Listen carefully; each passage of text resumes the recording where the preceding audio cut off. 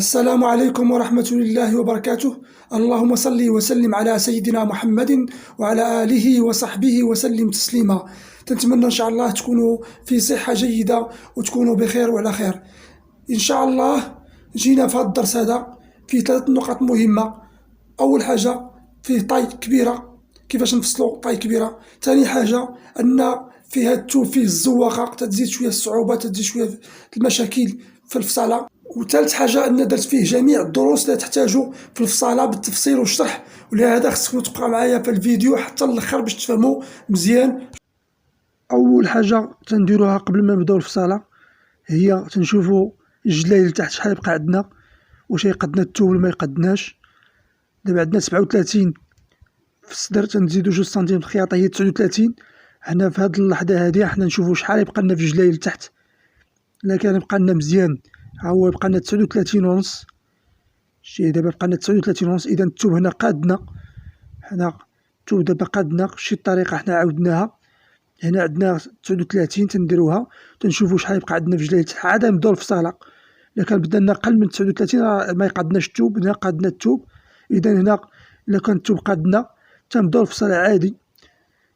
أول حاجة تنديرو 7 سنتيم في التقويرة ديال الكول ديال الجلابة. هنا تنديرو 7 سنتيم، وعاد تندوزو تنحدو التركيز ديالنا. ديما تتهبطو ب3 سنتيم في الكتاف. قبل ما نكملو الفيديو إن شاء الله ندوزو للطريقة كيفاش تعبرو الكتاف. نوريكم الطريقة كيفاش تعبرو الكتاف إن شاء الله في هذا الفيديو هذا. السلام عليكم. هانتوما الطريقة كما قلت لكم من الفوق حتى للعظم. شحال ما لقيتو تديرو 13 14 12 على حساب السيدة. هانتوما كيفاش نديرو الطريقة سهلة. تعبرو الكتاف، ها هي فيها 13 سنتيم ولا 12 نديرو. أنا نوريكم دابا بالنسبة للسيدة هادي عندها 12 سنتيم. كما وريتكم هانتوما شفتو الطريقة سهلة كما تنديرو في عبارة الكتاف. طريقة سهلة. حنا نطبقو لقينا فيها 12 سنتيم نزيدولها 2 سنتيم ونص الخياطة. دائما تنزيدو 2 سنتيم ونص الخياطة، 2 سنتيم ونص الخياطة. بالنسبة للسيدة عندها 12 سنتيم غنزيدولها 2 سنتيم ونص الخياطة في الكتاف. بالنسبة للصدر تنزيدو 2 سنتيم الخياطة، عندها 37 نديرولها 39.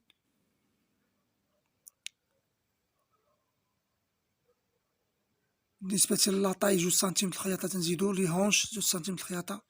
تنتأكدو دايما شحال يبقى لنا في الجليل. وريتكم الطريقة. بالنسبة لهاد السيدة يبقى لنا 39 ونص في الجليل، نديرو 39 ونص لأن ما عندناش المسافة باش نلعبو فيها. في هاد التوب هذا فيه الزواقة ما عندكش كيفاش تمشي. شحال ما لقيتي تماك تديرو. بالنسبة للجلايل كيما تتشوفو حنا نطراسيو جلايل 39 ونص، وخصنا نطراسيوها باش ما يبقاش مشكل ما نجيو نفصلو الظهر ما يخرجناش ولا شي حاجة. دائما تحضيو راسكم من هاد القضية هادي. بالنسبة للاطاي قلت لكم عندها 36 ونص غنزيدولها 2 سنتيم الخياطة تعطينا 38 ونص.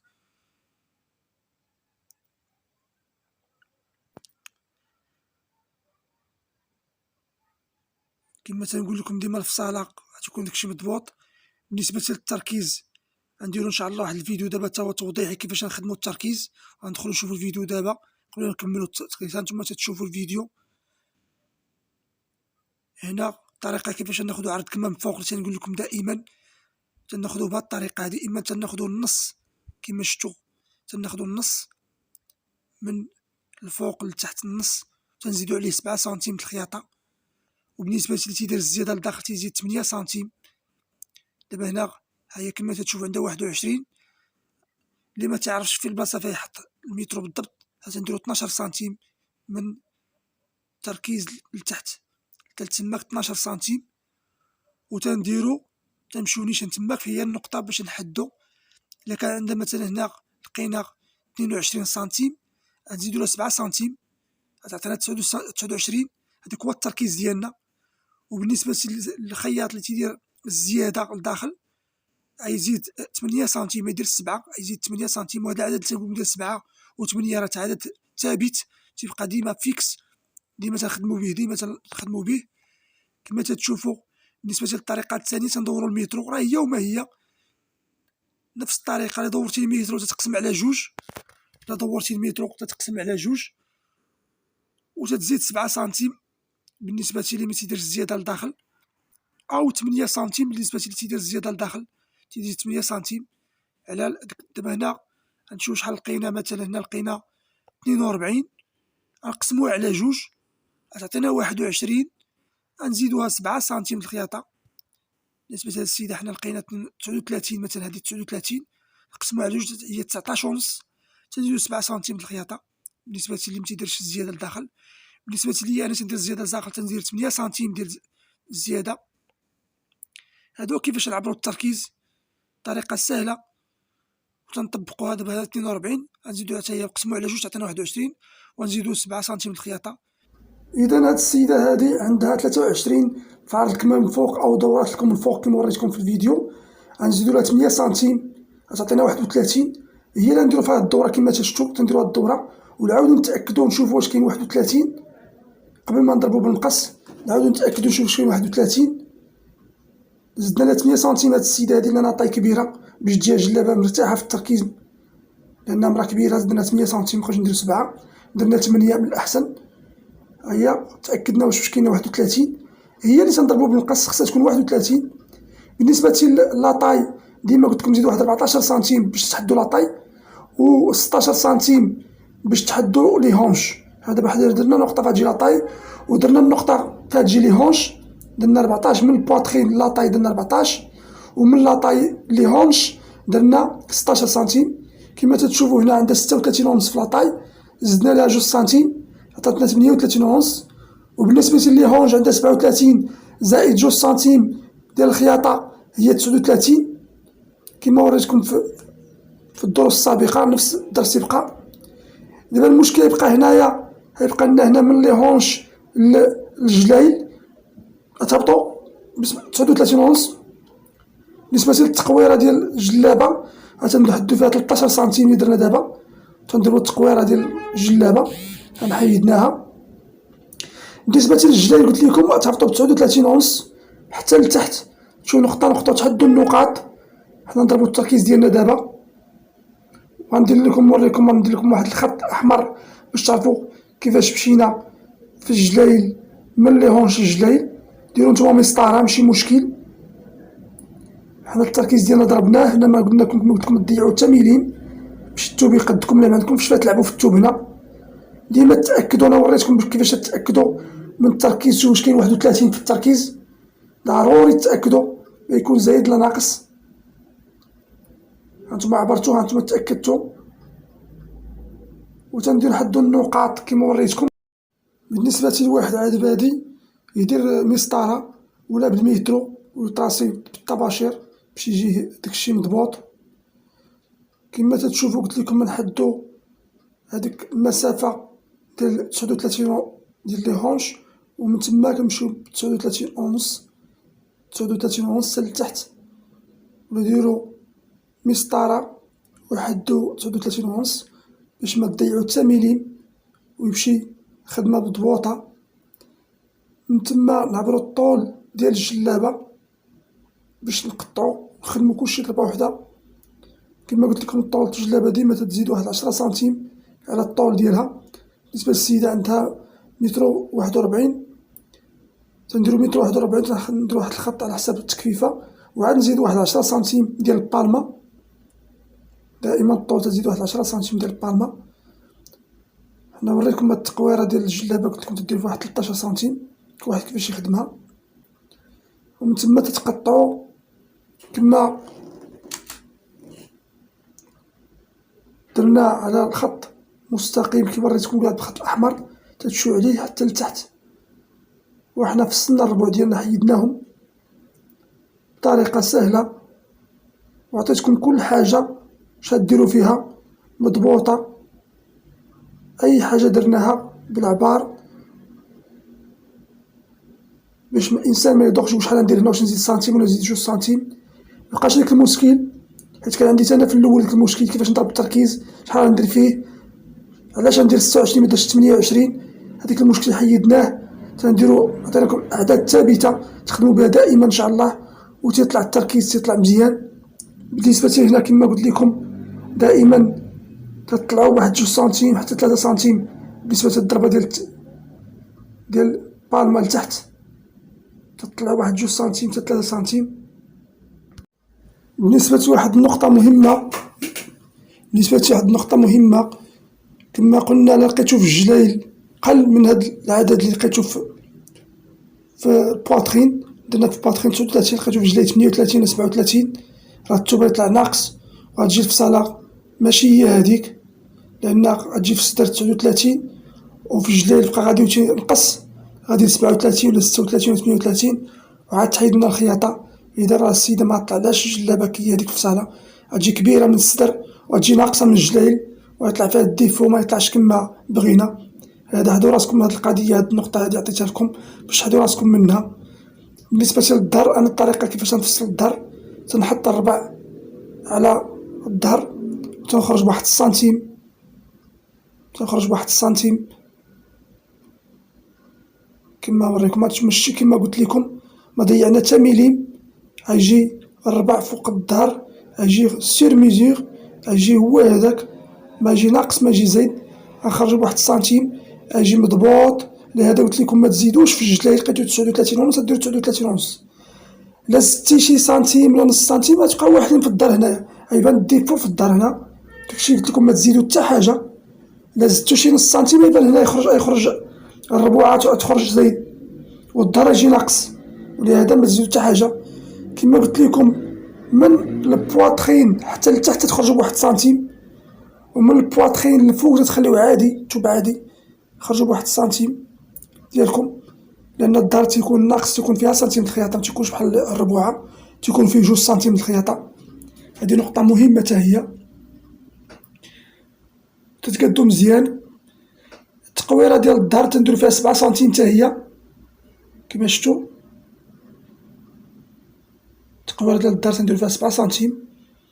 قبل ما تضربو المقص ديما ريقلو مزيان، تبتو المسائل ديالكم عاد ضربو. بالنسبة لنا التركيز ضربوه عادي.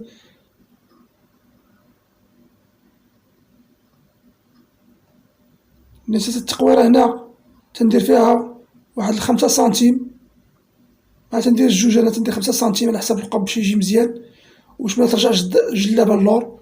تجي التقويرة شوية كبيرة باش مترجع حتى الجلابة متترجعش اللور، متبقاش تلعب المولاتة وترجع اللور. داكشي علاش نديرو واحد 5 سنتيم، 4 سنتيم، 5 سنتيم على حساب السيدة كي دايرة. التركيز ضربو عادي كما ضربتو الربوعة، ضربو الظهر. هنا تندير واحد 5 سنتيم كما قلت لكم، 4 سنتيم، 5 على حساب السيدة. تتجي التقويرة كبيرة شوية، متبقاش ترجع الجلابة اللور، تتجي مزيانة. بالنسبة للبالمة تضربو عادي كما ضربتوها، هادشي كما قلت لكم التوب تيجي مضبوط، تتجي الفصالة مضبوطة متضيعو حتى سنتيم، تتجي الفصالة مضبوطة. حنا خرجنا الربوعة والظهر، راه الفصالة ماشي شي حاجة صعيبة. هانتوما تبتو الأمور ديالكم وتبعو الطريقة اللي وريتكم دابا. الطريقة الحمد لله ناجحة وميسرة، غادا مزيان، متلقاوش مشاكل فيها الحمد لله. تيجي التركيز مضبوط، تيجي الكمام مضبوطين، كلشي تيجي فيها مضبوط. بالنسبة للكمام راه فيهم الزواقة كما قلت لكم، وأنا درت لكم واحد الدرس كيفاش تفصلو، الطريقة كيفاش تفصلو الكمام، عندي في واحد الفيديو اللي بغا يرجعلو. بالنسبة للكمام اللي مزوقين بحال هكا وريتكم كيفاش ما تزيدوش 2 سنتيم د الخياطة لأن تيتيري، والبلاصة فين تنفصلوه تيكون تيتيري.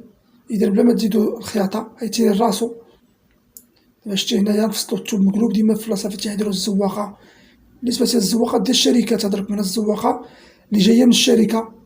بالنسبة للشركات اللي تيخدمو هاد الزواقات ماشي نتا اللي خادمها، راه هنا تيجي التوب تيديرو الزواقة على الاتجاه اللي تيتيري. دابا الاتجاه غنفصلو فيه تيتيري،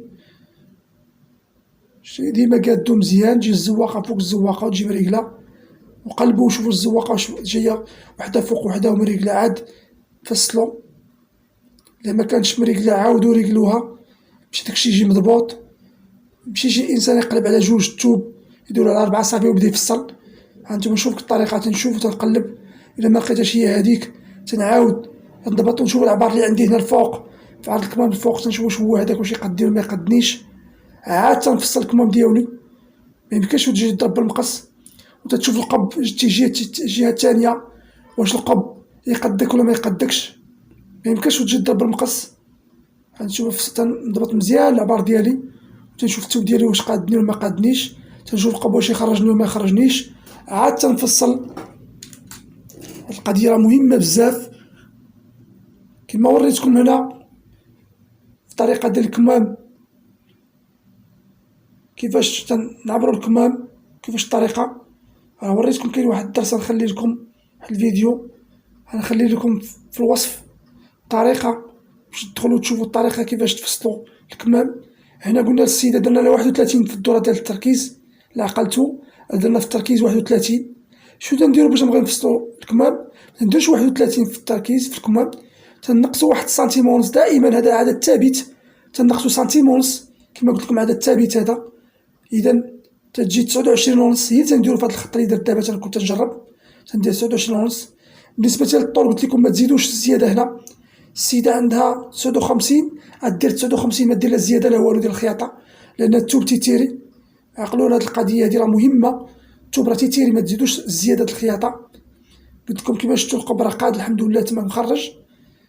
بالنسبة لهنا عندها 14 سنتيم، نزيدو 2 سنتيم الخياطة هي 16.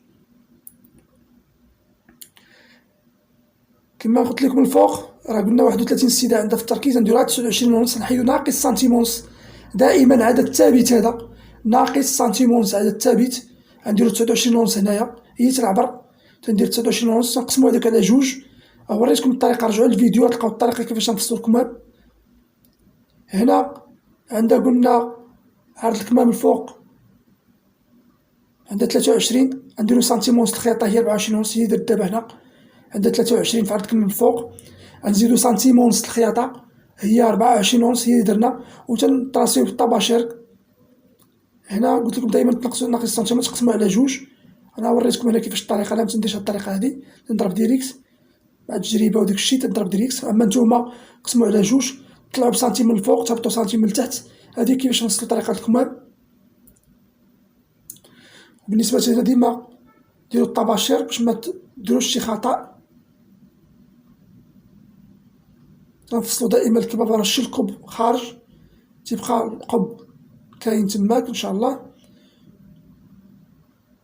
وبالنسبة قلت لكم راه نخليكم الفيديو في الوصف كيفاش تفصلوا الكمام، الطريقة كيفاش تفصلوا الكمام نخليكم فيديو في الوصف. دائما بالنسبة لهنا دائما ريقلو، ما تضربو الكمام ريقلو، إلا كان ما مريقلش شي حاجة خارجة حيدوها. بالنسبة للكمام هانتوما شفتو بديت من عرض الكمام الفوق ومشيت واحد السنتيم، سنتيم كافي، وتخرجو بحالكم بالزيرو عاوتاني باش ما تضيعوش الثوب. بالنسبة للقب، هاد السيدة بغات القب فيه العقيدات من اللور، إذا غنقطعو ما نخليش مفتوح، غنخدمو مقطع، مغنديروش مفتوح كيما شفتو. راه من التحت شتوه مفتوح لأن بغات فيها يجيو العقيدات تماك، ومن الجناب خصو يتقطع من الجناب عادي، تيتقطع تيكون مقطع من تماك ماشي مشكل. ولكن من التحت من تماك مين تنضرب بالمقص دابا راه تيكون مسدود القب. أنا راه بغاتو السيدة محلول فتحتو. بالنسبة لهاد الطاي كبيرة تندير أنايا هنا تقريبا 50 في طول القب، عفوا تندير 50 في طول القب، تاتشي واحد سنتيم الخياطة لأن الطاي كبيرة، تندير القب شوية كبير. وهنا تندير 27.